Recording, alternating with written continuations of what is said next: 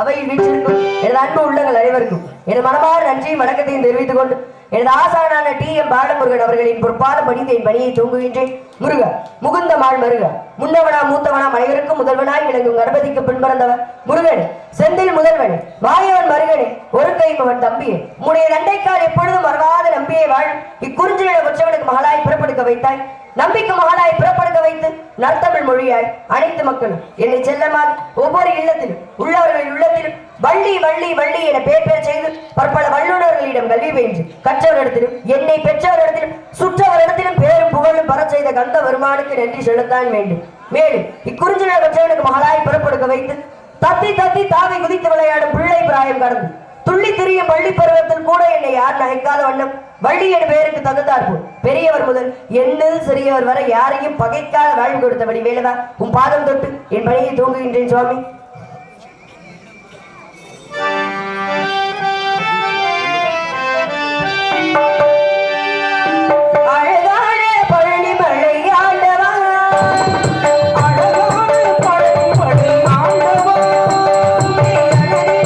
பாட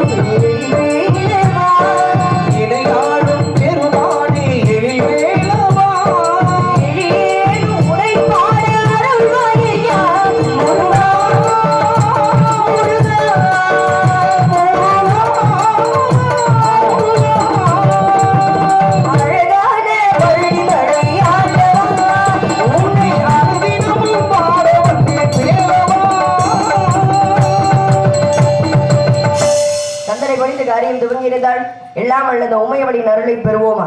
எனக்கு எல்லா தெய்வத்திலையுமே எனக்கு பிடிச்ச தெய்வம் அந்த மீனாட்சி தான்.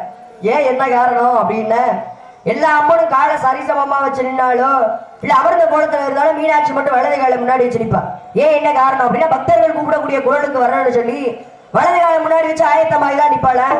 எத்தனையோ பறவைகள் இருக்கு, கிளிய மட்டும் தன் தோல் பட்டையில வச்சிருக்க. என்ன காரணம் அப்படின்னா, கிளி மட்டும் தான் சொன்னதையே சொல்லுமா. இப்ப பக்தர்கள் வேண்டக்கூடியதை நம்ம ஒரு தடவை மீனாட்சியின் காலில் சொல்லிட்டு போயிருவோம், அம்மா இந்த கஷ்டம்லாம் எனக்கு இருக்கு அப்படின்னு சொல்லிட்டு போயிருவோம். ஆனா கிளியாகப்பட்டது மீனாட்சியின் காலில் இன்னொரு தடவை சொல்லுமா, அதை கேட்டாங்களே நிறைவேற்றிட்டியா அப்படின்னு சொல்லி. அம்மா மட்டும் 64 ஆய கலைகளையும் கற்கல, அம்மா வச்சிருக்க இந்த கிளி கூட 64 ஆய கலைகளையும் கற்றது. உட்கார அந்த நொடியில கூட என் பிரஜைகளுக்கு எதுவும் ஆயிடக்கூடாது, நின்றுகிட்டே ஆட்சி புரிபவள் மீனாட்சி. அப்பேற்பட்ட மீனாட்சியர் நம்ம எல்லாம் பரிபூர்ணமா வேணும் இல்லையா.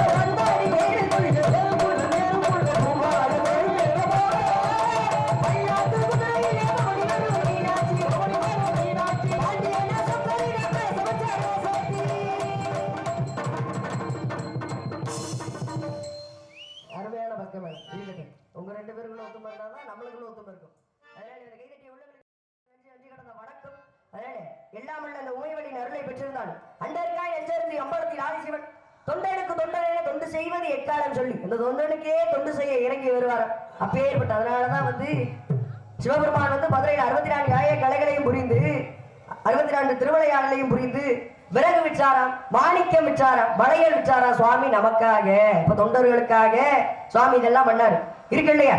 அதனால அவருடைய அருளை பெறுவோமா?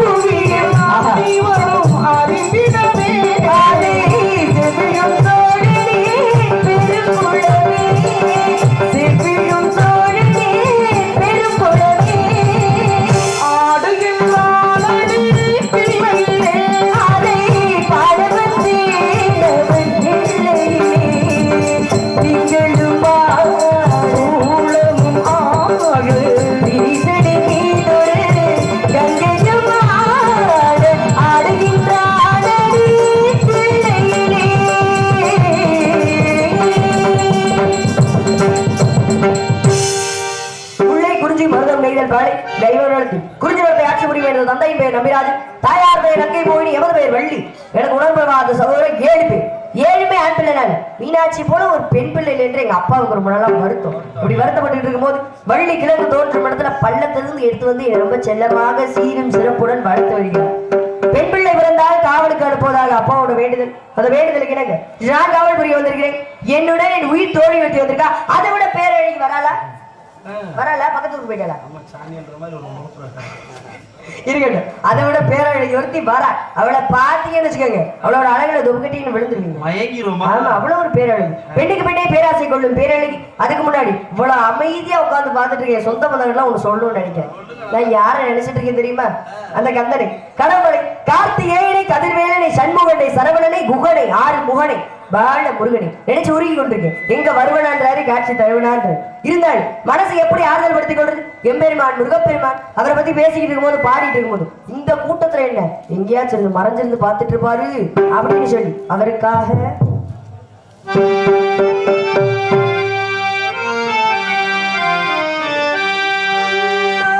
மறைந்திருந்தே பார்க்கும் மர்மமிட